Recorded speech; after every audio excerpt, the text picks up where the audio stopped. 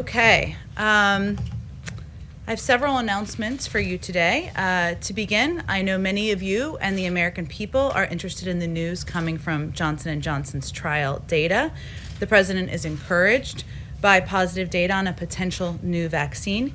He also knows that this is just new data, and now is the time for the FDA to do its job of evaluating the safety and efficacy of the vaccine.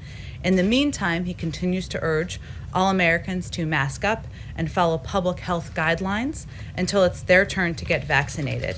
Now, I know there may be a lot of questions you have for us about the trial data or Johnson & Johnson. I'm here to tell you that I'm not going to get ahead of the experts who you will all get to hear from in the next hour in our public health briefing from the COVID response team. They will discuss this more with you and what everything means then. At Wednesday's briefing, I also shared some of the engagement and outreach the White House is doing to move forward the American Rescue Plan. From the president and the vice president on down, that work has continued and accelerated. Yesterday, senior staff spoke again to governors about the challenges they are facing and the importance of relief. Today, National Economic Council Deputy Director David Kamen will meet with the Council of State Governments.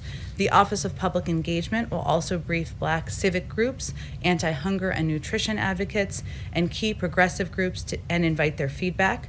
These conversations are, of course, critical to building support and moving the president's bill forward. But we also saw evidence this week that the American people overwhelmingly want their elected leaders to work with the president to confront the pandemic and and put people back to work. According to a Monmouth poll released Wednesday, 71% of the American people want Republicans in Congress to work with President Biden. That number is up nearly 10 points from right after the election, meaning the trend of support for working in a bipartisan manner with the president is only growing. Finally, the president is committed to getting relief to working families. Hence, he is also meeting this morning with his members of his economic team, with the vice president and Treasury Secretary Janet Yellen, for a briefing on the cost of inaction and the impact of a delay in moving forward with a relief package. Millions of Americans don't have enough food to eat, and millions more have lost their jobs, but interest rates are at historic lows, and that means it's the right time to make smart investments. Moody's, a Wall Street firm, has said that we could end up with 4 million fewer jobs this year if we don't act on the president's plan. That's 4 million Americans who could get back to work. And I'm sure they will discuss all of that at their briefing later this morning. Last thing, we are venturing to provide a week ahead to all of you, or return to providing a week ahead to all of you. So a quick preview. Next Monday, the president will meet with the Secretary of State at the State Department. On Tuesday, President Biden will deliver remarks and sign an executive order advancing his priority to modernize our immigration system. And Friday is, of course, Jobs Day, and the president will deliver remarks about the economy. We'll have hopefully more over the next couple of days, but we wanted to provide as many details as we could. With that, Zeke, why don't you kick us off? And just one foreign policy I wanted to get going. With violence surging in Afghanistan, is the president still committed to winding down operations there and bringing troops home this year? I have not spoken with our national security team about this in particular, but his commitment remains. At the top, you mentioned that Americans should follow public health guidance.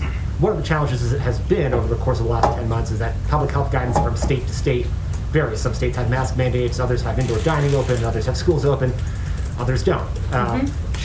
What guidance should the American people follow? Their governor's guidance, or should they follow the president's?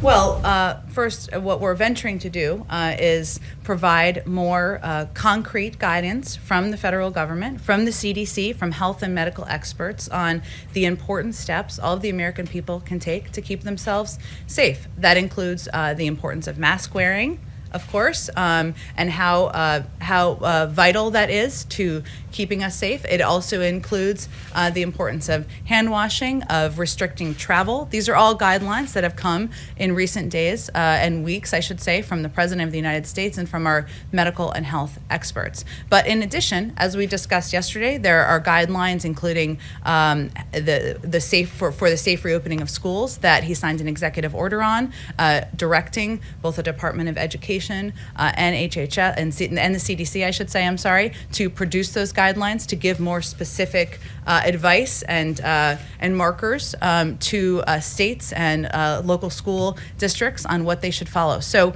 it will ultimately be up to states, to governors, to local school districts and others to make determinations, but we do want to provide more clear guidance from the federal government based on the expertise of health and medical experts on what people should follow and what will help keep the American people safe. I just want to follow up on that one. The CDC study that was discussed here a couple of days ago, one of its recommendations as part of reopening schools immediately was to close indoor dining, restaurants, and bars. Is that a part of the federal guidance that we should be expecting to see from the CDC and the Department of Education soon? Well, the good news is you get to hear from our director of the CDC, I believe, in about 45 minutes, and our medical and health experts, and you can certainly ask them if there's going to be any updated guidance. Go ahead. Dr. Fauci says the U.S. may not be able to meet that goal of reopening most K-8 schools in 100 days because of the trajectory of the pandemic. Given that, is the president going to adjust his goal of trying to get all these schools reopened in 100 days?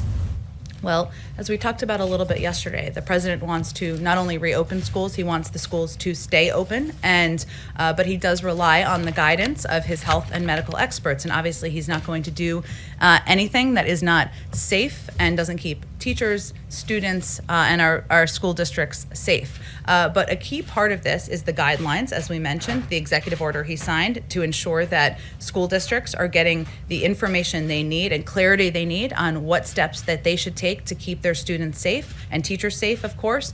But it is also funding, and we've talked about this quite a bit in here. And the American Rescue Plan is pivotal for a number of reasons, including ensuring that Americans have food on the table, including that we can get shots into the arms of people across the country, but also that school districts, especially public schools, have the funding they need to take steps on everything from ventilation to PPE to testing. And the longer that's delayed, the harder it's going to be to meet that goal.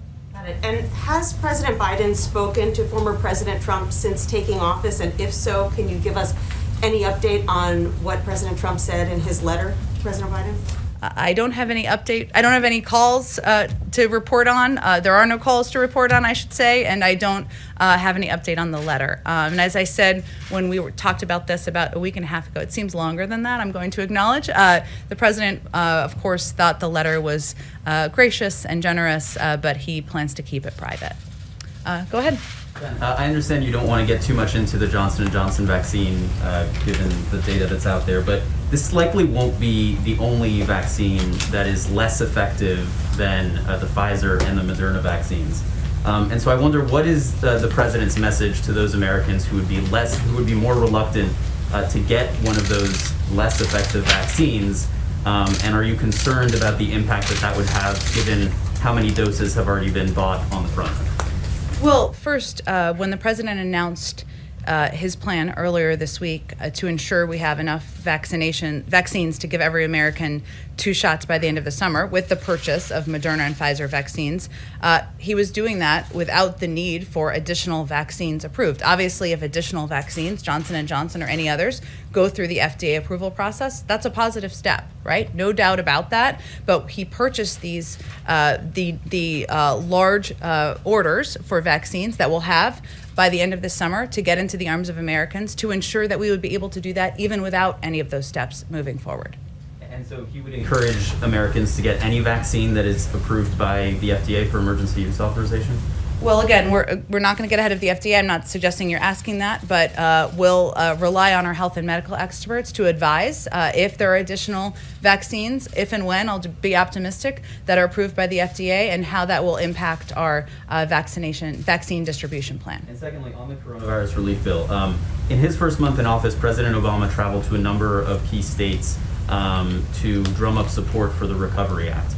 Does President Biden have any plans to do something similar to drum up support for his $1.9 trillion coronavirus relief bill? Well, then Vice President Biden also traveled to a number of states to drum up support for the American Recovery Act at the time. And obviously we weren't dealing with a pandemic, so the circumstances were quite different. But he fully recognizes, as do we, the importance of speaking directly to the American people about the components of this package, whether it's the importance of funding to get schools open or get vaccines in the arms of Americans, or just ensure that people know they can put food on the table. And so we're having to take a number of creative steps to do that, whether that's direct television or local media, or from the president, the vice president, and others. We're doing that, whether it is engaging with governors and local elected officials to ensure that we're answering all of the questions they have and that they can convey to the public. So we're taking a number of creative steps, a little outside of the box. Certainly his preference would be to get on a plane and fly around the country, but that's not the step we're planning currently. As a candidate, President Biden did travel a fair amount, especially in the final weeks of the campaign. He's now received both doses of the vaccine, and a number of safety precautions are in place and could be in place for his travel. So why wouldn't he be traveling, or is that something? Well, it's also about keeping the public safe, and we're not going to do a rally with 20,000 people. That wouldn't be a recommendation made by our health and medical experts. Right, but there wouldn't be any plans to travel without a crowd and to go out into the country? We may travel, certainly, but I have nothing to preview for you at this point in time. What I'm conveying is that it is vital for the president and the vice president and every member of our team to be speaking directly to the American people. And so we're looking for creative ways to do that. Can I ask you a foreign policy Sure. question? After Alexei Navalny was poisoned last summer, then candidate Biden said there was no doubt that the Kremlin was responsible for his poisoning, and he vowed to, quote, hold the Putin regime accountable. This week you told us that the president conveyed his concerns to President Putin, but he hasn't yet taken any action to hold Russia accountable. So I wonder, does President Biden hold President Putin directly responsible for the poisoning of Alexei Navalny? And if so, why hasn't he yet taken sanctions action to punish Russia for its actions? Well, first, the president spoke with President Putin earlier this week, as you know, and he did not hold back in his concerns about a number of the actions of the Kremlin and of the Russian government. But there is a review underway that we have spoken about a bit in here by our national security team, and we'll let that review carry forward. That includes the SolarWinds breach. It includes the poisoning of Alexei Navalny. It includes I'm kind of losing my thought here, but it includes a number of steps, a number of concerning actions they've taken. We want that review to carry forward and to be completed, and the president always reserves the right to respond in the manner of his choosing and at the time of his choosing. Does he hold President Putin responsible for the attempted assassination of Alexei Navalny? We're going to let the review carry forward, and then I'm sure we'll have more to say about it at that point in time. Go ahead. Thank you, Jen. The New York Attorney General released a report yesterday saying that the state had undercounted the number of COVID deaths by as much as 50% in nursing homes. Would President Biden support a federal investigation into what happened in Governor Andrew Cuomo's role? I've seen those reports. I would say any investigation, I would point you to the Department of Justice. Does the White House think that it should be looked into further? Again, any investigation would be led by the Department of Justice. We're in a new age. They're independent, and they will determine what paths they take moving forward. Okay. On immigration, I know you said yesterday that it was never 100% that today was going to be Immigration Day, that it was just an early draft and things changed. But can you help us understand what exactly changed and why it's taking a little bit longer for these executive orders and actions on immigration to execute? Sure. It's of course been widely reported that the president is planning to announce his task force, or now plans to announce his launch of a task force on reunifying families and children, something that is he's personally committed to, his wife, Dr. Biden, is personally committed to and invested in, and he will plan to make that announcement next Tuesday. The task force will be led by Secretary of Homeland Security once he's confirmed, Ali Mayorkas, and we had planned to sign that executive order today, or at the end of this week, I should say. Early plans sometimes do change, and that was a draft plan, which those change many times, I can assure you, from sitting through many scheduling meetings. But we had planned to do it this week because we'd hoped that Ali Mayorkas would be confirmed by the end of this week. But because of the filibuster of his nomination, we expect him to be confirmed on Monday evening, and therefore the president will sign it on Tuesday, and then Secretary Mayorkas will be overseeing that moving forward. Okay, one more question, a foreign one. Can you give us just a little bit more of a timeline in terms of how much longer you think it will take for the White House to engage with Iran on its nuclear program? Because you had one of Iran's top diplomats saying yesterday that it believes the window is closing. Well, I'm not going to give a timeline on it. Obviously, it requires Iran complying with the requirements of the nuclear deal. We've said previously, but I will reiterate here, that the president also sees it as an opportunity to build on the plan from there. And I apologize, I just want to make sure I give you the exact language. He believes that through follow-on diplomacy, the U.S. should seek to lengthen and strengthen these nuclear constraints and address other issues of concern, including Iran's ballistic missiles program and its regional activity. But again, Iran must resume compliance with the significant nuclear constraints under the deal. Now, he's also talked about, and thematically we've talked about, how working with our partners and allies, including the Europeans, members of the P5+1, is pivotal to any engagement moving forward, of course, including on what the future of the Iran nuclear deal is. Go ahead. Thank you, Jen. Just a follow-up on Iran. Would the president consider meeting with his Iranian counterpart, Hossein Rouhani, and maybe following President Obama's example, for a starter, have a telephone conversation with him? I think we're getting a little bit ahead of where we are in the process. Again, the first step here is for Iran to comply with the significant nuclear constraints under the deal. But I am certain we will continue to discuss this issue in here and at the State Department and other parts of government. Go ahead. In the wake Steve of- Holland. Oh, hi. I didn't even recognize you with your mask for a second. Just to follow up on Jeremy's question, Yes. did President Biden specifically call on President Putin to release Alexei Navalny? Yes, as we have publicly, as our team has repeatedly called for through the course of the last several weeks. In terms of the specifics of the conversation, I don't have any more details for you on that. We don't know what Putin said, or did he make any promises? I don't have anything to read out on President Putin's comments, no. In the wake of the GameStop trading incident, is there a public role the White House can play in educating people about the dangers of this type of trading? Well, Steve, I know the SEC issued a new statement earlier this morning, or just before I came out here, and I'd certainly point you to that and others to that. And we, of course, respect the role of regulatory agencies. They are closely monitoring the situation, but it's under their purview at this point in time. And I guess part of our education can be conveying to people that the SEC is the regulatory body that would oversee this and can speak to it further. Go ahead. Thanks, Jen. Two on Capitol security. So the acting chief of police up on Capitol Hill has recommended a permanent fencing around the Capitol. I was wondering if the Biden White House or President Biden himself has any thoughts on this, if permanent fencing is the right answer, or does it project the wrong picture to the American public? I'm not sure we're going to have any comment on that specifically, but I'm happy to talk to our National Security, Homeland Security team if we have anything further to add. Follow-up. Speaker Pelosi said, I believe it was yesterday, that she feels that threats are coming from inside the House, with other members being allowed to carry guns. Of course, we have conspiracy theorists among the ranks of the GOP now. Does the White House agree with that assessment that there is security threats coming from inside the House? Has Biden spoken to Pelosi, and is he worried about the safety, the physical safety about members of Congress?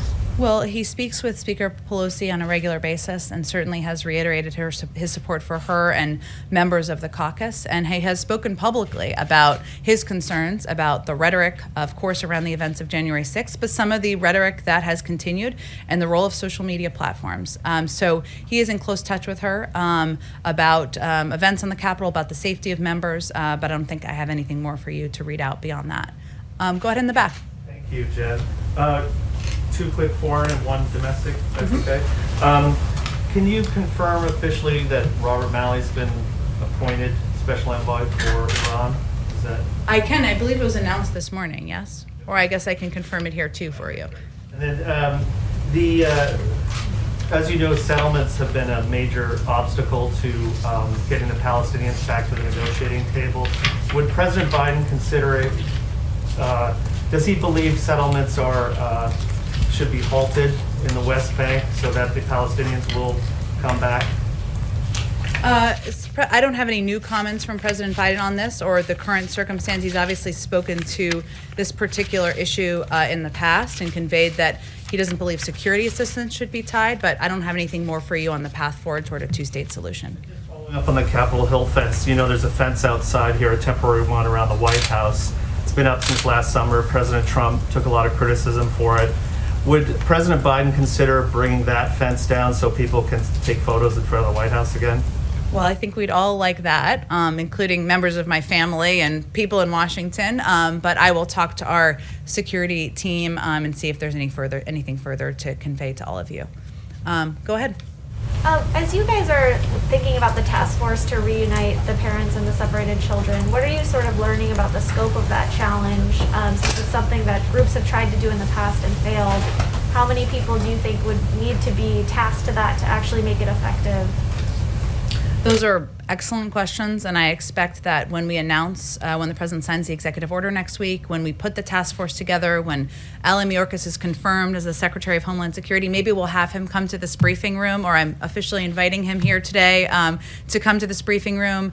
But there's no question that we recognize this is going to be incredibly challenging, that there will be a lot of work to be done, that is why this will be a priority. It's not only a priority for the president, but will be a priority for Secretary Mayorkas. But I will leave it to him and to others at the Department of Homeland Security to outline and preview for you the path forward. Go ahead. Thank you, Jen. I know that the President Biden and the First Lady are acutely aware of the sacrifices that military families make. That being said, we had an incident with the garage with the National Guard that was kind of embarrassing, and now I'm hearing from spouses of Guards members that they had a COVID outbreak and were not tested or vaccinated before they arrived in DC. And I'm wondering if there's any concern by the president about how these Guardsmen are being treated, whether he can do anything specifically to safeguard their health before they arrive, while they're here. Can he get vaccinations to and testing to governors specifically for the purpose of providing some health safeguards to these soldiers? Well, as you noted at the beginning of your question, but I would just reiterate the role of the National Guard, and I've spoken to the president about this directly, and the incredible sacrifices they make is something that is personal to him, given his family connection to the National Guard.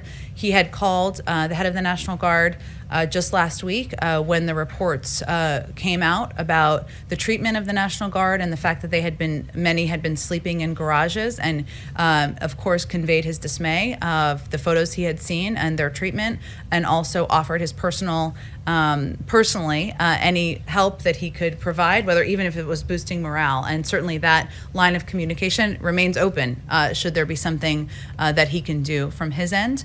In terms of specific prioritization of the vaccine, I would point you to the Department of Defense and leaders over there to speak to that more specifically. Okay, one follow-up to that. On the question of Nancy Pelosi, Speaker Pelosi's concern about the enemy within, has the president been briefed on such a threat? And does he agree that the National Guard should be here until mid-March during the impeachment trial? I'll speak to Liz Sherwood-Randall and our Department of Homeland Security, our Homeland Security colleagues here to see if there's more specifics we have from our end, but I would point you to the Department of Defense and the National Guard team otherwise. Question is on print cooler from Sure, go ahead. reporter from WUSA. The reporter asks, I've learned that the IRS employees nationwide are having telework suspended. They're all being called back into the office. This despite an OMB directive issued Tuesday ordering federal agencies to only allow 25% capacity in federal buildings. If IRS employees have been doing telework successfully, why is now the time to bring them all back into the office? Is that safe? I would point you to the Department of Treasury where the IRS is located for any further comment on that. Go ahead. Oh, sorry, I'll come to you next too. Jen, just on the Defense Production Act, you've been asked a few times in these briefings about any specific instances of the Defense Production Act being used. Yesterday, the Chief of Staff, Ron Klain, suggested that it was being used as it relates to the production of N95 masks. Is there anything specific you can tell us on that, or any other companies or products where the Defense Production Act is being used now? Well, we're not going to get into specific companies. Obviously, there are procurement processes here, but also that take place at federal agencies, but also we're still early in the process. It was invoked just last week, but I can give you more specific detail in terms of how we plan to use it on vaccine supply. I think one of the, also the products that Ron Klain spoke about was low dead space syringes, which are the key to getting the 6th dose out of the Pfizer vial. Pivotal in getting more vaccines out into the public. N95 masks, isolation gowns, nitro gloves, again, safety and keeping people safe from infection, pipette tips and high absorbency foam swabs for testing, and then lipid nanoparticles, which are key to the mRNA vaccine, and bioreactor bags, which is what the vaccine is mass produced in. So as you can tell, a lot of this is materials that will help ensure that the vaccine can be used by vaccinators and transported in some cases to vaccine locations. So there's several components of it and very specific materials that we're focused on. And then at the National Security Agency, Michael Ellis, a Trump political appointee, was installed as the general counsel, which is a career position, as you know. Are you guys considering reviewing that decision or attempting to remove Michael Ellis from his position as general counsel of the NSA? I don't have anything new for you on that other than I don't have any personnel announcements. Certainly we're reviewing personnel across government, including political appointees, most of whom have left, but I don't have anything new on any decisions there. Go ahead. Oh, wait, I promised you. Go ahead. Thanks, Jen. FEMA has requested active duty troops be used at vaccination centers when they get stood up across the country. Does the White House support that request? I did ask our team about this. You or someone else may have asked about this the other day, and I think I have something on it here. One moment.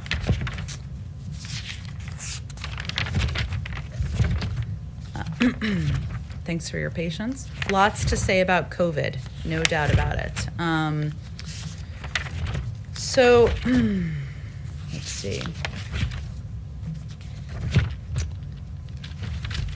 Let me talk to our team about it. You know, I know I've seen that request from FEMA. Obviously, part of our objective is ensuring that we have vaccinators on the ground. I know that's not what you're asking about, but also the ability to move materials and move vaccines. So we are tapping into any resource we can, but it's more predominantly focused on kind of a health and medical core and that the ability to get those people into communities. But I will check with our team and get you something more specific. One on double masking. There's been some increased discussion about that publicly. We've seen pictures of the president double masking and those around him. Is that a personal preference, or has he been advised by his medical advisors to do that? Well, you're going to talk to the medical advisors in just the next 15, 30 minutes, whatever the time is, and you can ask them more specifically. There hasn't been specific CDC guidance. As you have probably seen, Dr. Fauci spoke to this, I believe, in the last couple of days and said it was common sense or made sense. I can't remember exactly how he phrased it, but there hasn't been additional medical guidance given. I've been around the president where he's been wearing one mask. I think obviously he abides by the health and medical advice. Sometimes, not to get too detailed, but it looks like two masks sometimes because we put the N95 one on. It's a little bit more comfortable to have this one on top of it. But I would encourage you to ask the health and medical team during the call that's coming up. Go ahead. Did the White House have advance notice of the Johnson & Johnson results, and did that affect the White House's decision to go ahead and purchase 200 million doses from Pfizer and Moderna? No, the decision was made to purchase the Pfizer and Moderna doses to ensure that we had enough doses to give 2 shots to Americans by the end of the summer. And we did our planning without the need for an additional vaccine to go through approval. Now remember, even though we saw the news this morning, it hasn't gone through FDA approval yet. We don't have a timeline of when that will happen. We leave that to the FDA. Go ahead. Thank you. A couple questions on the economy, starting with China. Former President Trump signed a phase 1 trade deal with Beijing. Does President Biden consider that deal still to be in effect, and does he expect China to meet its commitments under that deal? The national security team, the newly confirmed Secretary of State, President Biden, are all reviewing all aspects of our national security approach, including certainly our relationship with China. We are focused on approaching that relationship from a position of strength, and that means coordinating and communicating with our allies and partners about how we're going to work with China. It means strengthening our economy at home. And it means, determining the best path forward to address a range of issues, not just economic, but strategic, and also security. Again, everything's under review, but I don't have anything for you on the China relationship. Sorry, to clarify, so it is still in effect as the past administration left it off? Well, again, everything that the past administration has put in place is under review as it relates to our national security approach. So I would not assume things are moving forward. We are just reviewing what the path forward looks like and doing that, again, from a position of strength, which means coordinating with our allies, members of Congress, and making a determination before we engage further. Go ahead. Sergeant, can you confirm the Politico story about the president warning his family members to avoid any conflict of interest with his presidency and their business ties? Well, I'm not going to get into private conversations between the president and his family members. We all have lots of conversations with different family members, I'm sure. The president is committed to ensuring we have the most ethically vigorous administration in history, and that includes restrictions on how his image can be used, and that is something that he's conveyed publicly and privately as well. So let me just reiterate the policy for all of you, which is, I think, maybe your next question, or I'll just reiterate it proactively. It's the White House's policy that the president's name should not be used in connection with any commercial activities to suggest or in any way that could reasonably be understood to imply his endorsement or support. He's issued the farthest reaching executive order with respect to the ethical commitments required of his appointees ever, and is very proud of it. And that's something that he is committed to conveying to anyone it applies to. Let me just get to a few more in the back. Go ahead, all the way in the back. Thank you very much. Does President Biden endorse the characterization of genocide concerning the Chinese treatment of the Uyghur minority? Yes, the Secretary Blinken, I almost called him President Blinken, I'm giving him a bit of a promotion. Never know. He spoke about that during his confirmation hearing, so I would certainly point you to those comments. President Biden. He was speaking on behalf of the U.S. government. Did you have a question right there? Go ahead. The governor of Puerto Rico said last week he was in touch with the White House about releasing remaining disaster relief funds held up by the previous administration. Do you have an update on that? I don't, but I will venture to talk to our team about what the status of relief funds is for Puerto Rico. One other question. Is the White House tracking the confirmed cases of the South African strain that have been found in South Carolina? Have you been in touch with local officials there? Certainly our health and medical team have been, and again, they'll speak to it at their briefing that's coming up at 11 a.m. I encourage you to join that. But as we see reports, our team has been monitoring variants as there have been developments around the world, and the potential for them to travel here. It reiterates, or reemphasizes, I should say, the importance of getting vaccines into the arms of Americans, something that our health team has said will make people safer, and also reiterates the need for getting the American Rescue Plan passed so that we can ensure we can expedite that effort. Go ahead. Thanks, Jen. Just two quick questions. One following up on the political question. To that degree, is the White House going to make a commitment one way or the other that members of Biden's family is not going to serve in the administration? We've made that commitment, so that continues to be the commitment. Nothing for Valerie Biden or anybody else? No, reports that there was an office in the West Wing were not accurate. Gotcha. And then one on Marjorie Taylor Greene. I know you said earlier that you would not like to be commenting on her, but it's a major story. Does the White House have any concerns about a QAnon supporter, someone with a history of racist? Now we're seeing anti-Semitic comments, harassing school shooting survivor families, serving on House committees. Well, I think the reason I conveyed that is because we don't want to elevate conspiracy theories further in the briefing room. So I'm going to leave it at that, and we'll leave decisions about committees to members of Congress, and we've certainly seen Speaker Pelosi speak to that. Go ahead. Thank you. 24 Republican senators sent a letter to President Biden yesterday requesting a meeting after some of the executive orders and actions targeting the domestic energy sector. Is that a meeting that President Biden will take? Well, President Biden is committed to, and this you can see this through his actions, working and engaging with Democrats and Republicans to address the crises we're facing, including climate, which is one of the crises that he's identified. We don't have no plans for a meeting of that kind that I can read out for you at this point in time. Sounds like a lot of people to be in a meeting during COVID too, but he is certainly engaged on an individual basis with leaders in the Senate, members of Democratic and Republican senators, and they can certainly raise any concerns they have through that means. And one more question, and apologies if you answered this in response to Steve's question, but I just want to be clear here. Do you anticipate President Biden to address the GameStop controversy when he meets with his economic team a little bit later this morning? No. Do I anticipate him addressing it publicly, you mean? No, just talking about it with his economic team. Well, the focus of the meeting is about the recovery plan, about the status of the economic recovery, about obviously the data that we saw yesterday. I'm sure they'll cover a range of topics during that meeting, but that's not the focus. I know it's a big story, but it doesn't, obviously our focus and our big story is getting the American people back to work. Go ahead. I know hundreds of White House staffers now have been vaccinated for the coronavirus.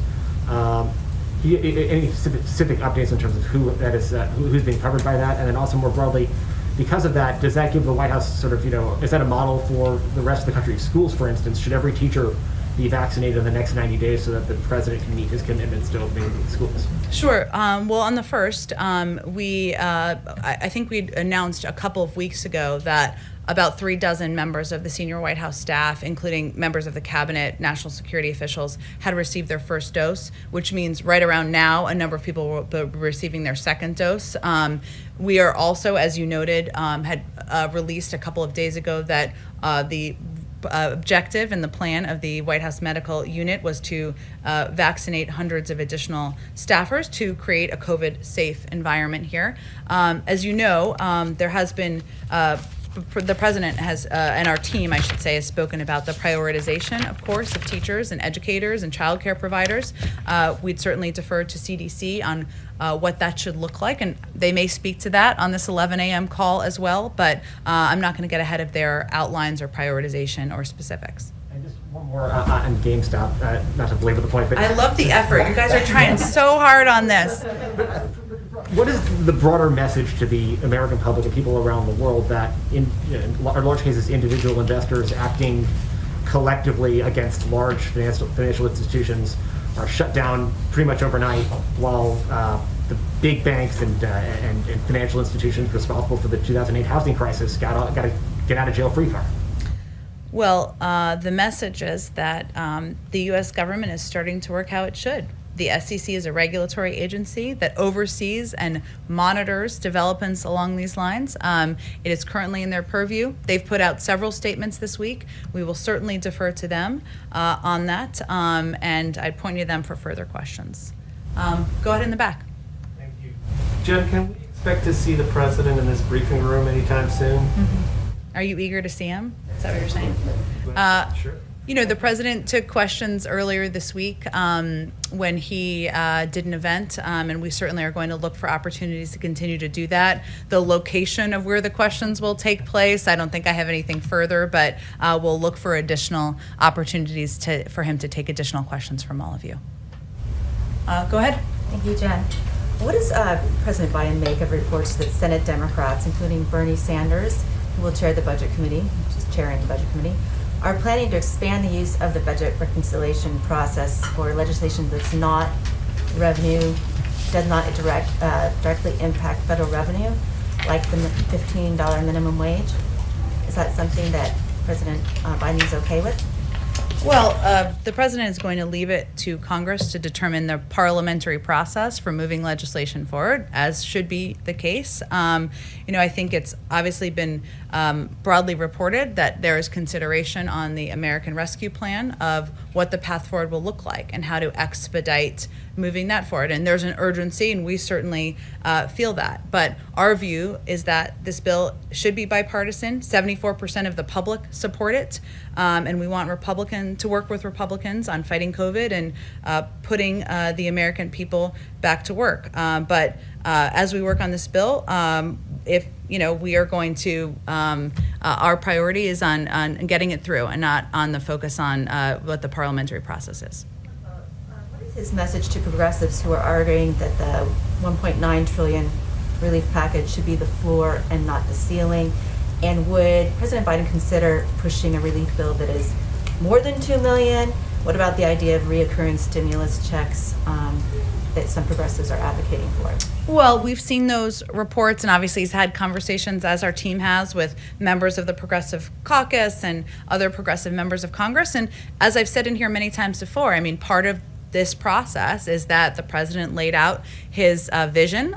He is getting feedback. A lot of the focus in here has been members who have said it's too big, but some are saying it's too small. And as a part of the discussion, we have those engagements and determine how to improve the bill and what opportunities there are to do exactly that. So he welcomes their engagement, he welcomes their ideas, but he's put forward his plan, and his main bottom line is that we're not going to break it apart, and the three components of it are pivotal in moving it forward. But the size and the scope of the package, this is the legislative process, this is democracy at work now. Certainly he has an opinion, and that's very influential in the process. So would he think it's realistic to go above $2 trillion? Well, again, I think the best place to look for what's realistic is to members of Congress and their whip counts, and I'm sure that the leadership can give you an assessment of that. Go ahead. Is there any chance that the Summit for Democracy, which was mentioned during the campaign, could happen before summer? Before summer? Yeah. I don't have any. I know it was a campaign promise and something that was mentioned during the campaign, but I don't have any more details on plans at this point in time. Go ahead. Yesterday we saw Vice President Harris do local media interviews in the states of West Virginia and Arizona. Obviously there's been a lot of focus on your efforts to get Republicans on board. Are you concerned that budget reconciliation even, may not be realistic, or that you may lose some Democrats? Is that why Vice President Harris was making those calls to shore up Democratic support? Vice President Harris was making those calls because we want to make the case to the American people across the country. And obviously she's not traveling to those states and holding big events, or even events with not big crowds, but some crowd. And so this was a way to do exactly that. Why those states specifically? I think she'll do a number of more regional calls and regional interviews, as will other members of the team, and including on national networks, of course, and that will continue in the days ahead. Go ahead. One more on your favorite topic, reconciliation. I know it's wonky, but that's okay. What's we're here for? The policy's back. The president, as you said multiple times, is reaching out to Republicans in an effort to get a bipartisan bill. At the same time, Majority Leader Schumer and Speaker Pelosi seem to be aggressively moving towards reconciliation. Does the president think that the Democratic leaders' push for reconciliation at this time is hurting his chances to get Republicans on board?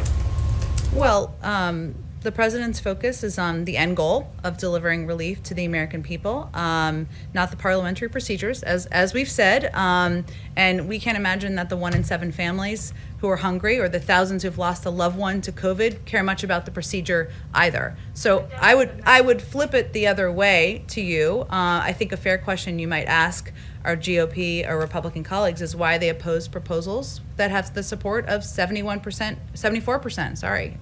of the American public. And even if this bill moves forward through the reconciliation process, again, a parliamentary procedure, it doesn't mean they can't vote for it. And the president's objective and focus is to continue to have those conversations and pursue a path forward where he can gain bipartisan support. But again, the public, 74% of the public is with him in that endeavor, and their constituents. Go ahead, Steve. The president spoke with the NATO Secretary General the other day. Mm-hmm. Is the president satisfied with the level of defense spending by NATO allies? Well, we did. Come up in their conversation. I know we put out a readout of that and a fun video, if I may note, of his conversation with the UN Secretary General. He had spoken about the importance of NATO allies and partners, playing the role and contributing their fair share when he was vice president. That remains his commitment, but I don't have any more detail of the call than what has already been read out. Thank you, guys. Have a great day. Let me do one more thing. So it's important to me, but also to the president, that everybody know everybody on the press team. So I'm just going to embarrass TJ, who you guys all know, and Kareen, who are two deputies in the press office, Principal Deputy Kareen, Deputy TJ, who you all should know, the public should know. They're going to be pivotal faces, and they play an important role. So thank you, everyone. Have a great Friday.